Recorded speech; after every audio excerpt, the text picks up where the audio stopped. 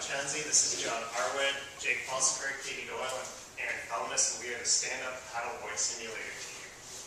And I know you all must be thinking, what is a stand-up paddleboard? A paddleboard is shaped like a surfboard. It's about 8 to 9 feet long, about 3.5 feet wide. It's more stable than a paddleboard, than a surfboard, sorry. And used with a long paddle, as you can see here, to move through the water. In recent years, it's gained in popularity. People have been using it for surfing and recreational use around lakes, rivers, and even for whitewater paddleboarding. And then, as this became more and more popular, people realized that they could use this for yoga as an added core exercise because of the unstable nature of the paddleboard. You can stand and use more muscles, and it provides a unique balancing challenge and fun interaction. So our goal, because as Maine gets cold in the wintertime, we wanted an indoor paddleboard that people could use inside a yoga studio. But we liked the fact that sometimes on the water that there are waves and added challenges, so we wanted to create a motorized paddleboard that could be used that simulates up to 6 inches from peak to peak, these waves. And also because we wanted this to be sold, we wanted it to be to compete in the current markets, but also safe enough so no one will hurt themselves while using our product. And also because our target market was yoga studios, it needed to be compact enough to fit, just have multiple paddleboards in one place, and to be able to stack because of the limited room needed. All right, one of the first steps in our process for designing this was brainstorming. We had numerous brainstorming sessions, and pretty much each one we came up with at least 25 ideas. We created a way to go about coming up with ideas by using smaller, less detailed drawings so we didn't get too wrapped up in all the details. And then by doing that, we were able to weed out which ones we didn't want to use based on the size constraints in our budget. After we found a decent prototype, we created our mock-up. And with that, we made it without a motor. We wanted to be able to run it without having any electricity or any input into it. And the good thing about that was that you still got the core worked out. We used an inner tube and a U-joint inside of it. And the reason for that is because this was meant to be designed for use in a yoga studio. And in a yoga studio, you don't have too much room to be able to rotate 360 degrees or any angle for that matter. So by using the U-joint, it only limited it to no rotation, but we were able to get our tilt in all 4 directions. Also, in our mock-up, going back here for a second, our mock-up design with this inner tube, it was able to self-center itself, so when you stepped off, it would right itself right back to its original position, so we wouldn't have to adjust it at all. And our passive design cost came out to just under $175 for the materials. And when you compare that to retail prices, we didn't have the materials cost for our benchmarked designs, but when you compare them to retail prices, it's significantly in a range that would be less. All right, one of our first conceptual ideas was linear actuators and electromagnetic pistons. It was a good idea in principle, but we soon found out that because of low duty cycles, they would overheat, and they were a lot more expensive than other alternatives. So our first idea that we actually built was a spring and pulley idea.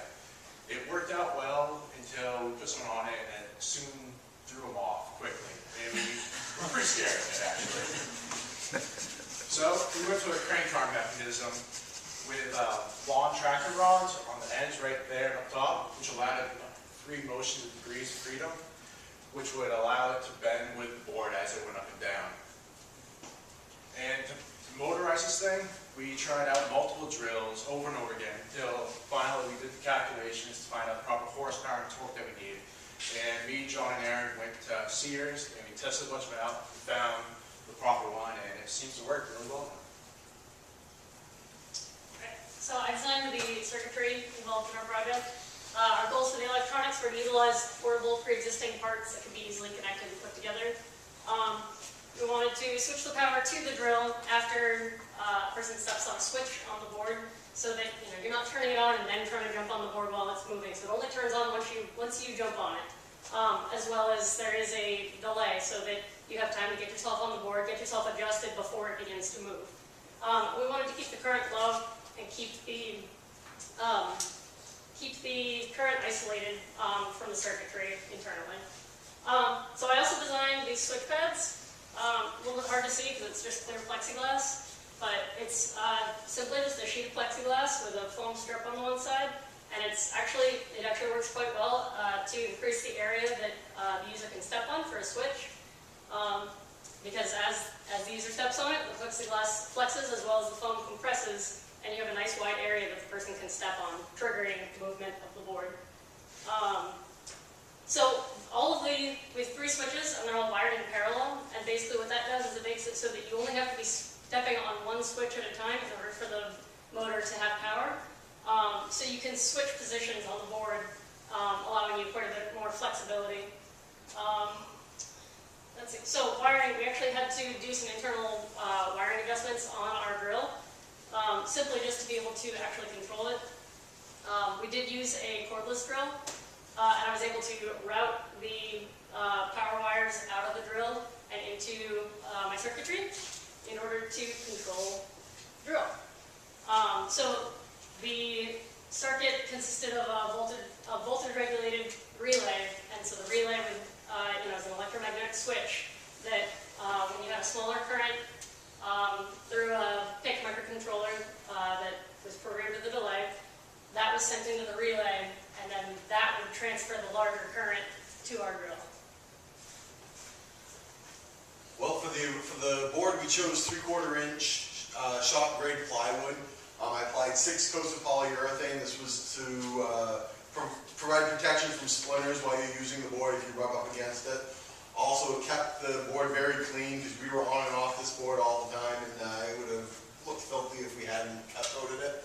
It also sealed the edges around the board so you didn't have any swelling and splintering, and prevented that from becoming a hazard. One of the problems when we had someone test it before we applied the urethane was there was splinters, but they also complained that it was hard on the tailbone when they were setting and doing different poses, so we solved that by adding a mat along the bottom.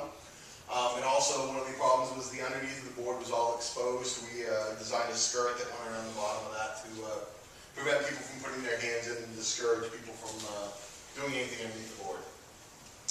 One of the problems that we had in testing is that we found that there was a large deflection and bending in the board when there was weight placed on each side of the board. So what we did is we went back to our book and got the cartoons that Professor Crosby was telling us to look at.